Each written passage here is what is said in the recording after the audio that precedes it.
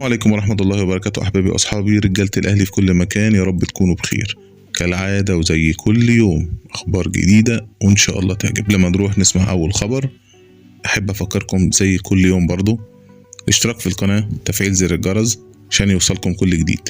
يلا بينا على أول خبر. أحمد سيد زيزو يتواجد مع الأهلي في كأس العالم للأندية بشكل طبيعي بعد فشل الزمالك في تغيير موعد المباراة، وتم تجديد الموعد لنهائي الكأس 5 يونيو. نادي الزمالك يشكو زيزو إلى لجنة الانضباط باتحاد الكرة بسبب انقطاعه عن التدريبات والمباريات. في نفس الإطار الزمالك تلقى مخاطبة رسمية من أحمد سيد زيزو يؤكد فيها على استعداده للخضوع للتحقيق أو التدريبات شرط تعهد الإدارة بالحفاظ على سلامته. المباراة القادمة للأهلي ستكون أمام حرس الحدود يوم الأحد القادم الساعة 8 مساء على استاد القاهرة. الزمالك لن يتمكن من الحصول على الرخصة التي تؤهله المشاركة في دوري أبطال إفريقيا أو الكونفدرالية الموسم المقبل قبل سداد الدين المستحق عليه للمدربين واللاعبين السابقين، وفي مقدمتهم البرتغالي باتشيكو والمغربي خالد بوطيب. اتحاد الكرة يريد المشاركة في بطولة كأس العرب بالمنتخب الأول نظرا للجوائز المالية الضخمة للبطولة. سيتم عقد جلسة مع الجهاز الفني لاختيار فئة سنية أقل للبطولة، خاصة وأن بطولة أفريقيا ستبدأ بعدها مباشرة في المغرب. إدارة الأهلي استقرت على عدم تفعيل بند الشراء في عقد يحيى عطية الله.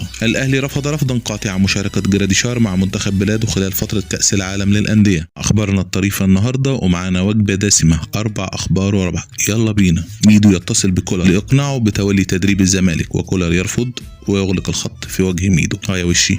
عبد الواحد السيد في تصريح غريب من نوعه، كنا بننام وبنصحى ناخد بطولة، واضح انه لسه نايم. احمد سليمان عضو مجلس إدارة الزمالك، استاد الزمالك الجديد هيكون جاهز لاستقبال المباريات بداية من عام 2026 وبسعة 150 ألف متفرج، عشان الزمالك عنده أكبر قاعدة شعبية في مصر والخليج. مين يزود؟ ضرب الزمالك سبب إيقاف القيد أن إنفانتينو أهلاوي. يا سيدي يا سيدي. وبهنا أحبابي وأصحابي رجالة الأهلي في كل مكان نكون وصلنا لآخر خبر النهاردة معانا. يا رب تكون أخبارنا كلها عجبتكم، وإن شاء الله بكرة نيجي ومعانا أخبار جديدة إن شاء الله برضو تعجبكم. بس قبل ما أمشي حابب أفكركم زي كل مرة لايك والشير والاشتراك في القناة. سلام.